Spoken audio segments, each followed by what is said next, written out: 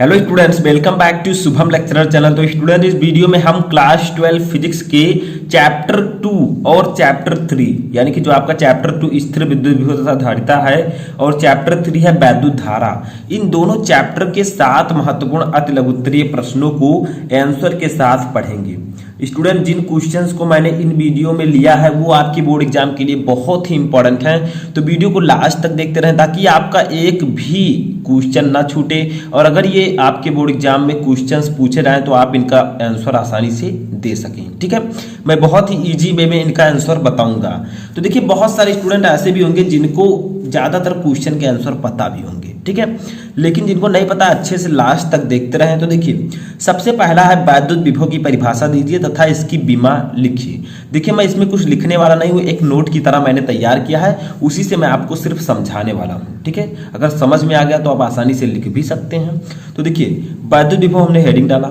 आखिरकार वैद्युत विभव होता क्या है? तो देखिए, वैद्युत क्षेत्र में किसी बिंदु पर वैद्युत विभव, जिसे हम डिनोट करते हैं V से, ठीक है, परीक्षण आवेश प्लस Q0 को अनंत से उस बिंदु तक ले जाने में किए गए कार्य को हम W से डिनोट करते हैं, ठीक है, वर्क, तथा परीक्षण आवेश के मान की निष्पत्ति के बराबर होता है। यानी कि वैद्युत विभव क्या होता है? वैद्युत विभव जो होता है वो किसी अल्पधन परीक्षण आवेश को अनंत से उस बिंदु तक ले जाने में किए गए कार्य, ठीक है, और परीक्षण आवेश की निष्पत्ति यानी कि उसके बटा, ठीक है, अनुपात के बराबर होता है। तो देखिए, V इक्वल टू W/Q0, ठीक है, किसी आवेश को, देखिए ये एक परीक्षण आवेश है, इसको अनंत से किसी बिंदु पर ले जाने में कितना कार्य करना पड़ता है उसी को हम लोग कहते हैं विद्युत विभव। ठीक है, V इक्वल टू W/Q0, जहां W है वर्क और Q0 है आपका परीक्षण आवेश। ठीक है, इसका मात्रक क्या होगा? तो बहुत ही सिंपल है। देखिए, W हुआ है कार्य का मात्रक होता है जूल, ठीक है, और Q0 है आवेश का मात्रक होता है कूलाम, तो जूल प्रति कूलाम इसका मात्रक हो जाएगा। ठीक है, बहुत ही इजी है। अब बीमा अगर बात की जाए तो बीमा होती है mL2T⁻³ A⁻1, ये इसकी बीमा होती है। ठीक है, तो ये क्वेश्चन बताइए कितने लोगों को आप में से पता था पहले से ही? ठीक है, तो ऐसे क्वेश्चंस बहुत ही इंपॉर्टेंट होते हैं। आपको सबसे पहले इसका डेफिनेशन याद करना है, फिर फॉर्मूला, मात्रक और बीमा सब कुछ याद कर लेना है, क्योंकि इसका मात्रक भी अलग से पूछा जा सकता है, फार्मूला भी पूछा जा सकता है, ठीक है, बीमा भी अलग से पूछी जा सकती है। तो अब सेकंड क्वेश्चन हम लोग देखेंगे जो कि एक न्यूमेरिकल है। ठीक है, लगाया है पहले से ही, देखिए सिर्फ समझना है आपको। न्यूमेरिकल क्या है कि दो बिंदुओं के बीच विभवांतर 50 वोल्ट है। एक बिंदु से दूसरे बिंदु तक 2 × 10⁻⁵ कूलाम आवेश को ले जाने पर कितना कार्य करना पड़ेगा? ठीक है, तो दो बिंदुओं के बीच विभवांतर, न्यूमेरिकल सॉल्व करने से पहले उसको सही से पढ़ लें, जो कुछ दिया गया है उसको लिख लें, फिर फार्मूला सोचें कि कौन सा फार्मूला लगेगा। ठीक है, जो लगे उसको आप लगा दीजिए। तो देखिए, दो बिंदुओं के बीच विभवांतर हमें B दिया गया है 50 वोल्ट, ठीक है, अब उसके बाद में हमें दिया गया है आवेश, ठीक है, 2 × 10⁻⁵ कूलाम आवेश।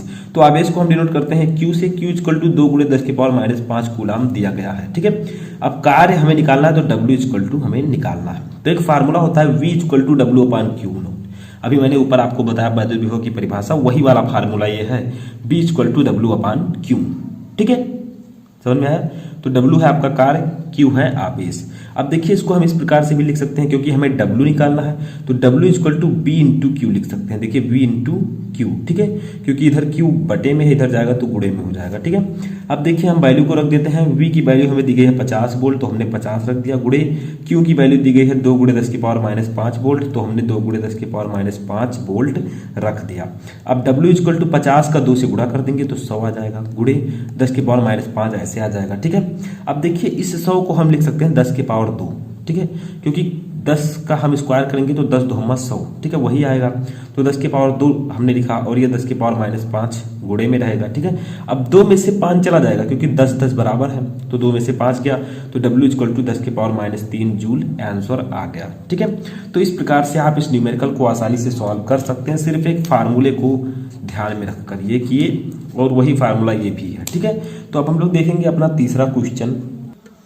अब देखिए, तीसरा क्वेश्चन हमारा है कि संधारित्र की धारिता की परिभाषा लिखिए। ठीक है, यानी कि तो संधारित्र की धारिता होती है जिसे हम C से प्रदर्शित करते हैं, तो इसका फार्मूला, इसकी परिभाषा क्या होती है? तो देखिए, धारिता इक्वल टू होता है, इसका परिभाषा क्या है कि किसी संधारित्र की धारिता उसकी एक प्लेट को दिए गए आवेश तथा दोनों प्लेटों के बीच उत्पन्न विभवांतर के अनुपात के बराबर होती है। यानी कि किसी संधारित्र की धारिता उसकी एक प्लेट को दिए गए आवेश, ठीक है, एक प्लेट को कितना आवेश दिया गया है, क्यों, तथा दोनों प्लेट के बीच उत्पन्न विभवांतर V के अनुपात के बराबर होती है। ठीक है, फार्मूला देखें तो C equal to Q upon B, जहां Q है आवेश, V है विभवांतर। ठीक है, अब देखिए बहुत ही सिंपल है, यही चीज डेफिनेशन में भी लिखा गया है। ठीक है, सिर्फ फार्मूला याद हो जाए तो आप डेफिनेशन आसानी से लिख सकते हैं। देखिए इसका मात्रक होगा क्या, Q मात्रक, Q का मात्रक क्या होगा, कूलाम, आवेश का मात्रक कूलाम, V है विभवांतर, विभवांतर का मात्रक वोल्ट, तो कूलाम प्रति वोल्ट इसका मात्रक हो जाएगा। ठीक है, अब आगे बढ़ते हैं।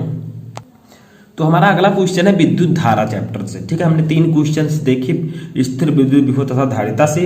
अब हम देखेंगे विद्युत धारा चैप्टर के इंपॉर्टेंट क्वेश्चन। तो देखिए विशिष्ट चालकता के लिए सूत्र एवं मात्रक लिखिए, यानी कि विशिष्ट चालकता क्या है उसको लिखिए और सूत्र एवं मात्रक भी लिखिए। ठीक है, तो देखिए विशिष्ट चालकता होती क्या है इसको पहले जान लेते हैं। किसी चालक के पदार्थ के विशिष्ट प्रतिरोध के व्युत्क्रम को उस पदार्थ की विशिष्ट चालकता कहते हैं। यानी कि विशिष्ट प्रतिरोध को हम व्युत्क्रम को हम विशिष्ट चालकता कहेंगे।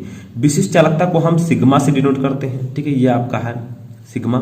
सिग्मा इक्वल टू आपका हो जाएगा 1 अपान रो, जहां रो है विशिष्ट प्रतिरोध।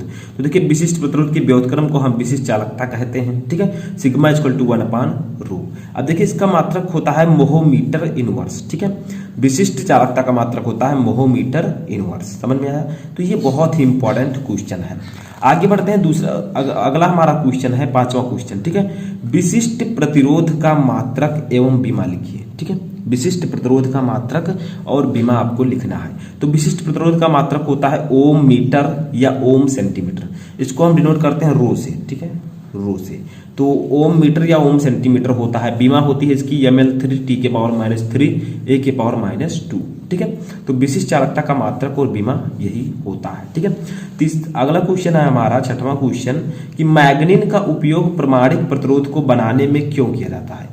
यानी कि जो मैग्नीन है, ठीक है, इसका उपयोग हम प्रामाणिक प्रतिरोध को बनाने में क्यों करते हैं। बहुत ही इंपॉर्टेंट क्वेश्चन है, एनसीईआरटी बुक का है। देखिए इसका उपयोग क्यों करते हैं, क्योंकि तापमान में परिवर्तन इसे प्रभावित नहीं करता तथा इसकी प्रतिरोधकता उच्च है। यानी कि मैग्नीन जो है, ठीक है, मैग्नीन जो है ताप से प्रभावित नहीं होता, तापमान में परिवर्तन मैग्नीन को प्रभावित नहीं करता और मैग्नीन की प्रतिरोधकता भी उच्च होती है। ठीक है, अब आगे बढ़ते हैं, अगला क्वेश्चन देखते हैं।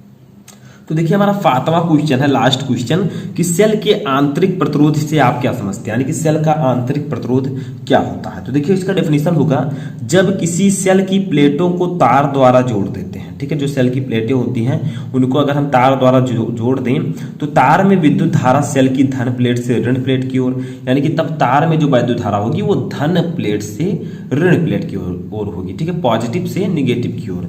लेकिन तथा सेल के भीतर जो होगा उसके घोल में ऋण प्लेट से धन प्लेट की ओर बहती है, और जो सेल के भीतर जो विद्युत अपघट्य होते हैं उनमें जो धारा है वो ऋण प्लेट से धन प्लेट की ओर बहती है। इस प्रकार सेल की दोनों प्लेटों के बीच सेल के भीतर विद्युत धारा के प्रवाह में घोल द्वारा उत्पन्न अवरोध को सेल का आंतरिक प्रतिरोध कहते हैं। ठीक है, तो देखिए क्या कहा गया है कि जब किसी सेल की प्लेटों को हम तार द्वारा जोड़ दें तो तार में विद्युत धारा सेल की धन प्लेट से ऋण प्लेट की ओर बहेगी और सेल के भीतर घोल में ऋण प्लेट से धन प्लेट की ओर बहती है। ठीक है, इस प्रकार सेल की दोनों प्लेटों के बीच सेल के भीतर विद्युत धारा के प्रवाह में जो घोल द्वारा उत्पन्न अवरोध होता है उसी को हम आंतरिक प्रतिरोध कहते हैं। तो इसको आपको अच्छे से याद करना होगा। अब एक क्वेश्चन मैं आपको बता रहा हूं अपनी तरफ से। ठीक है, लास्ट 8वां क्वेश्चन ये है।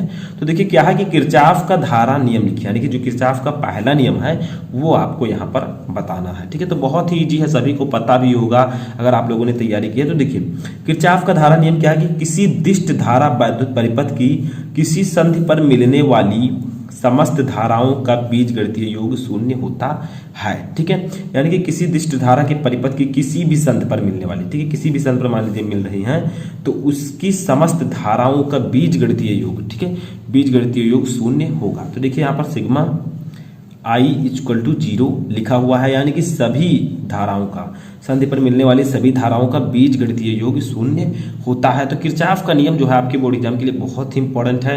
इसमें से मैं दोनों नियम आपको पहले भी पढ़ा चुका हूं, और जो ये पहला नियम है इसको आप लोग समझ गए होंगे। सेकंड नियम भी आप लोग जाकर देख सकते हैं, और इन दोनों नियमों के पूछे जाने के चांसेस बहुत ही ज़्यादा होते हैं, तो इनको पढ़कर ही जाइएगा, ठीक है। तो इस प्रकार मैंने आपको 7 महत्वपूर्ण क्वेश्चंस बताए, एक मैंने अलग से किरचॉफ का धारा नियम भी बताया।